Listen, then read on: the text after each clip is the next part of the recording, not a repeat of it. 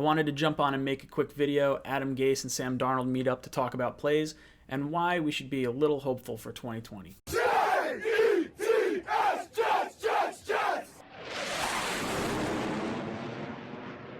Welcome to Jets Talk. My name is Ryan. I'll be your pilot today. If you're new here, hit that subscribe button. If you've been here before, welcome back. I love having you here. Guys, The Athletic has come out and said that Sam Darnold and Adam Gase met after the Jacksonville Jaguar game to discuss how they would like to see the offense run. Now, this isn't totally uncommon because Adam Gase has a open door policy. He actually spoke with Le'Veon Bell earlier in the year and asked him what kind of plays he liked running and what he felt he was good at. And that's something that Le'Veon Bell didn't get when he was in Pittsburgh with Mike Tomlin. So having Darnold go into Gase's office doesn't come off as like insubordinate or anything like that. I think it's genuinely, hey, this is what I think's working, and this is what I think we can do to make things work in the future. So the two of them met, discussed which plays they felt their players and schemes could work around, and which ones we felt we excelled at, and which ones we felt caused a little bit of confusion that we could kind of pare down and get out of the offense. Well, I did a little bit of an analysis based on the games that we had prior to that meeting and the games that we've had since that meeting.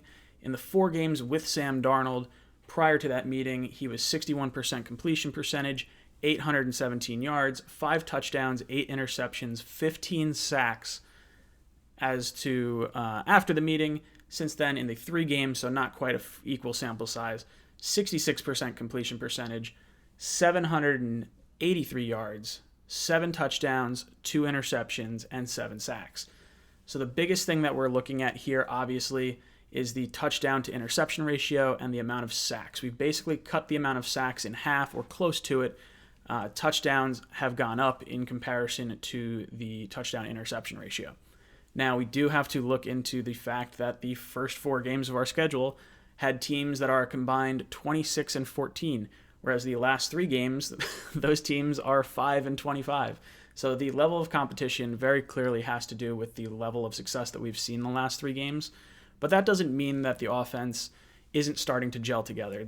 The 7 sacks versus the 15 sacks that we had originally is something to be encouraged about. The offensive line is starting to gel a little bit more together. It's been a rotating door of guys throughout the entire season. And speaking of a rotating door on the offensive line, I got to thinking, the Jets have had a laundry list of injuries throughout the entirety of this season. And it feels like the worst injury bug that we've had in a long time. And I wanted to kind of figure out where other teams stood versus where the Jets stood. So I decided to make a graph based on the amount of money that each team has on IR.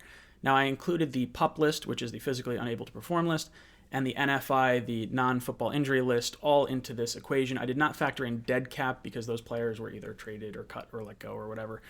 That did not account towards the injury portion of this list. So when I ran the graph, these were the results that I got.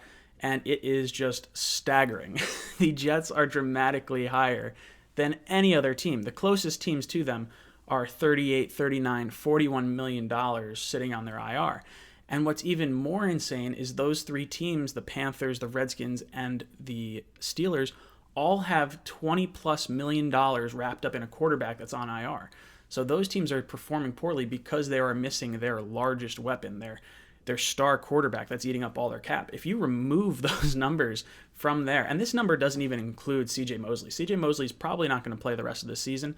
So if we were to add in CJ Mosley, who should probably be on IR, and take away the 3 quarterbacks that are clearly the reason for, the Panthers, Washington, and Steelers as to why they're bad, it is not even close. The Jets are almost double what any other team has in injuries.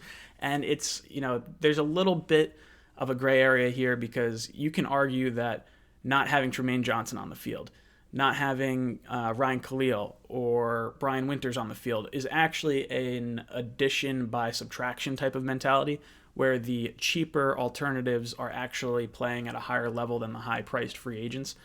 But it's still not a good look. You can't have this much salary cap allocated to the IR.